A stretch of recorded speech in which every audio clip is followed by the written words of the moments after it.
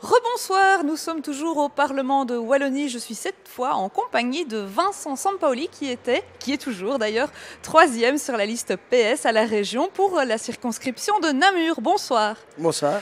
Alors, on est un petit peu démunis ici, il faut bien le dire, parce que les résultats pour la région wallonne, ils arrivent vraiment au compte-gouttes et c'est difficile un peu pour vous comme pour nous de se projeter. En effet, il y a un bug informatique et donc nous avons des résultats très partiels et il est impossible de faire une projection à la suite de ces résultats.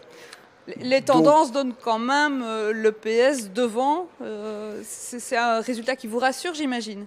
Alors je ne vais pas dire que je suis rassuré, parce qu'à partir du moment où on a peu de résultats, je pense qu'on ne peut pas prendre de position définitive. Et donc nous allons devoir malheureusement, comme l'ensemble des citoyens et l'ensemble de nos administrés, attendre. Alors, si on a quand même des résultats qui sont assez certains, c'est ceux de Flandre. Le PS, on le sait, aspire à monter dans un gouvernement fédéral. Là aussi, ça va être compliqué. Mais en fait, c'est non seulement compliqué, mais c'est dramatique.